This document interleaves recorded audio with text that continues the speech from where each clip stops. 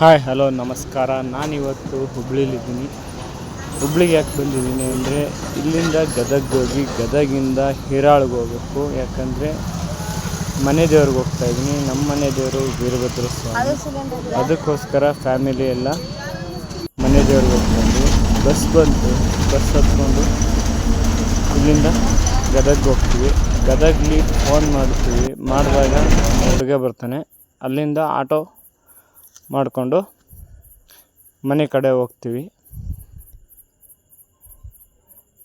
ಇವರೆಲ್ಲ ನಮ್ಮ ಫ್ಯಾಮಿಲಿನೇ.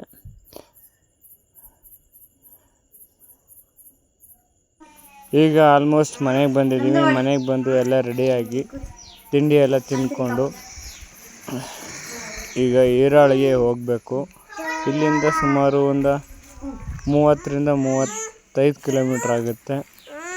ಅದಕ್ಕೆ ನಮ್ಮ ಅತ್ತೆ ಮಗನೇ ನಾನೇ ಆಟೋ ತೊಗೊಬರ್ತೀನಿ, ಬಸ್ಗೆಲ್ಲ ವೆಯ್ಟ್ ಮಾಡಿದರೆ ಲೇಟ್ ಆಗುತ್ತೆ, ಸುಮ್ಮನೆ ಬೇಡ ನಾನು ಬರ್ತೀನಿ ಬನ್ನಿ ಹೋಗೋದ ಅಂತಂದ. ಅದಕ್ಕೋಸ್ಕರ ನಾವೆಲ್ಲ ಆಟೋದಲ್ಲೇ ನಮ್ಮನೆ ದೇವ್ರಿಗೆ ಹೋಗ್ತಾಯಿದ್ದೀವಿ.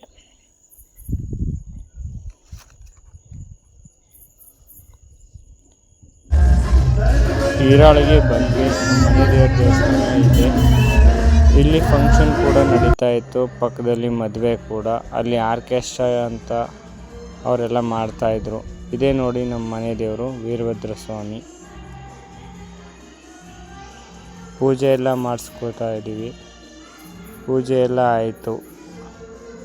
ಹಾಗೆ ಒಂದು ಸ್ವಲ್ಪ ಕೂತಿದ್ದು ಹೋಗೋಣ, ತುಂಬ ವರ್ಷಗಳಾದ ನಂತರ ಬರ್ತಾಯಿದ್ದೀವಿ ಅಂದ್ಬಿಟ್ಟು ಸ್ವಲ್ಪ ಹೊತ್ತು ಅಲ್ಲೇ ಕೂತಿದ್ವಿ.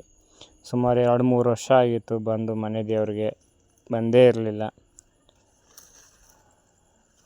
ಮತ್ತು ನಮ್ಮ ಅತ್ತೆ ಮನೆಯಿಂದನೇ ಬುತ್ತಿ ಕಟ್ಕೊಬಂದಿದ್ರು. ಜೋಳದ ರೊಟ್ಟಿ, ಹೆಸ್ರು ಕಾಳು ಪಲ್ಯ ಮತ್ತು ಚಟ್ನಿ ಪುಡಿ, ಸ್ವಲ್ಪ ಹಾಗೆ ಫಂಕ್ಷನ್ ನಡೀತಿತ್ತಲ್ಲ ಅಲ್ಲಿ ಕೂಡ ಬಂದ್ವಿ. ಫಂಕ್ಷನ್ ಕೂಡ ಮಾಡ್ತಾಯಿದ್ರು. ಸ್ವಲ್ಪ ಹೊತ್ತು ನಿಂತ್ಕೊಂಡ್ವಿ.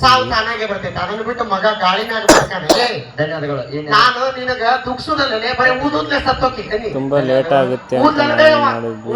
ಅಲ್ಲಿಂದ ಹೋಗೋಣ, ಹೋಗ್ಬೇಕಾದ್ರೆ ತುಂಬ ಲೇಟ್ ಆಗುತ್ತೆ, ಕತ್ಲೆ ಆದರೆ ಕಷ್ಟ ಅಂತ ಹೇಳಿ ಅಲ್ಲಿಂದ ಹೋಗೋಣ ಅಂತ ಎಲ್ಲ ರೆಡಿ ಆದ್ವಿ. ಇನ್ನೂ ಅವರು ಎದ್ದು ಬಂದಿರಲಿಲ್ಲ. ಅಲ್ಲೇ ದೇವಸ್ಥಾನದ ಹತ್ರನೇ ಕೂತಿದ್ರು ನಂತರ ಬಂದರು. ಅದಕ್ಕೆ ನಂತರ ನಾವು ಆಟೋ ಹತ್ಕೊಂಡು ಮನೆ ಕಡೆ ಹೋಗ್ತಾ ಇದ್ವಿ. ಮಧ್ಯದಲ್ಲಿ ಇನ್ನೊಬ್ಬರು ನಂತರ ಮನೆ ಇತ್ತು. ಅಲ್ಲಿಗೆ ಹೋಗಿ ತುಂಬಾ ಬಿಸಿಲಿದ್ದ ಕಾರಣ ಕಲ್ಲಂಗಡಿ ಕೊಟ್ಟಿದ್ದರು. ಕಲ್ಲಂಗಡಿ ತಿಂದ್ಕೊಂಡು ಹಾಗೆ ಸ್ವಲ್ಪ ಟೀ ಕುಡಿಯೋರೆಲ್ಲ ಟೀ ಕುಡಿದ್ರು. ಇದನ್ನು ಕುಡ್ಕೊಂಡು ಮನೆ ಕಡೆ ಬಂದ್ವಿ. ಬಂದಾಗ ಇಲ್ಲಿ ನಮ್ಮ ಅತ್ತೆ ಬಜ್ಜಿ ತಂದಿದ್ರು. ಬಜ್ಜಿ ತಿಂದ್ಕೊಂಡು ಆರಾಮಾಗಿ ಮಲ್ಕೊಂಡ್ವಿ. ಇದಾಗಿತ್ತು ಇವತ್ತಿನ ವ್ಲಾಗ್.